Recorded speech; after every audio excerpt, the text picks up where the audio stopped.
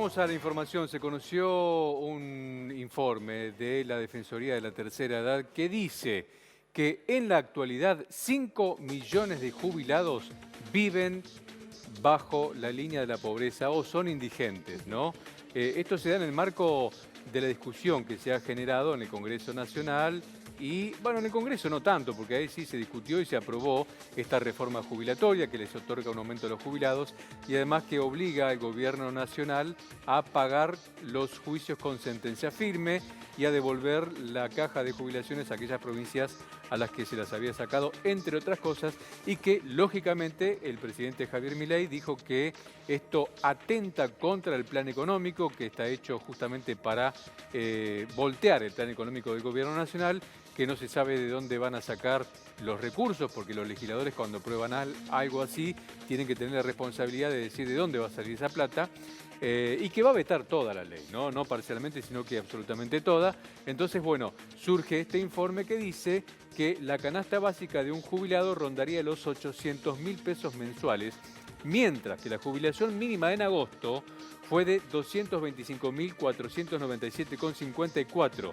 Si a esto le sumas el bono de 70.000 pesos, el ingreso se va a 295.000. Por lo tanto, estamos hablando... Pero ¿quién puede vivir con eso? ¿No? Es la No, otra nadie. pregunta. Nosotros obviamente contamos los datos de la Defensoría de la Tercera Edad, pero también en Crónica siempre mostramos realidades, ¿no? Cuando estamos en la calle con nuestros cronistas, cuando vemos jubilados en la parada de los colectivos a esta hora, a las 5 de la mañana, a las 6 de la mañana, que te dicen que no te alcanza, que tienen que dejar algunos remedios o vitaminas o lo que sea de lado, que no consumen carne, que su dieta ya es recontra básica o peor de lo básico, en realidad mucho más abajo, o lo vemos en las góndolas que a veces dejan en el supermercado, en el changuito, Sí. dejan comida porque no les alcanza. Esa es la diaria. Y bueno, vos preguntabas cuánta gente, 5 millones, que son los que cobran la mínima y que en la mayoría de los casos cuentan afortunadamente con la ayuda de los hijos, porque no pueden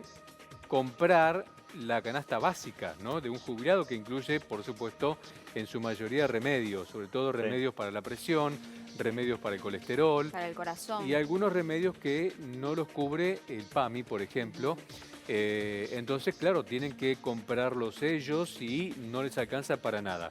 A esos 5 millones hay que sumarle 500.000 personas más que cobran la pensión universal para adulto mayor, que es la PUAM, que equivale al 80% de la jubilación mínima. Y 1 millón más todavía con pensiones no contributivas que perciben 220.000 pesos mensuales, lo que agrava aún más la situación. Y en este contexto, Milei, que estuvo en Rosario el viernes, dijo: hoy los jubilados ganan más que cuando nosotros asumimos en términos reales por encima de la inflación. Lo que es falso, porque él considera ese cálculo omitiendo la parte más grande de inflación que hubo en el comienzo de su gobierno, con una inflación en uno de los meses, el de enero, del 20%, que no está dentro del cálculo que justamente motorizó esta votación del cambio de fórmula, y lo que se pedía era el famoso empalme de hacer que los jubilados cobraran ese 12% que le estaban comiendo, que estaban perdiendo respecto a esa inflación que mencionaba del 20% en enero, y el presidente insiste con este discurso de que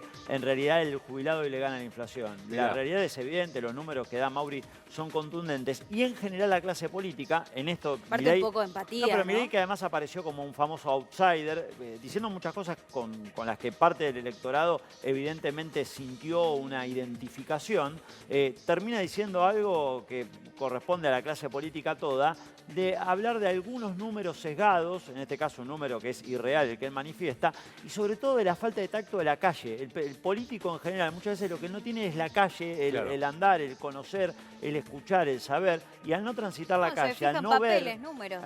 Claro, no, pero además números o lo que le dicen, señor, estuviste bárbaro, siempre tienen esto los políticos de un séquito que alrededor le dicen lo que quieren escuchar. Entonces retroalimentan una mentira. Hay una situación muy sencilla. Tenés que darle a uno de los políticos 220 o ponerle 300.000 pesos para vivir todo el mes y a ver qué es lo que hacen y cómo hacen. Por supuesto que no llegan ni al 10, ¿no? Pero ni bueno, a veces ni alquiler pagan. Así que... Bueno, aunque no paguen alquiler, si total no alcanza para nada. La jubilación mínima mostró una caída de 12,3% interanual en julio, para ir a los números concretos, y del 6,8% respecto de diciembre de 2023, mientras que los haberes por encima de la mínima cayeron 17,9% interanual, habiendo aumentado solo un 7% respecto de diciembre. Estos son datos, son números del INDEC.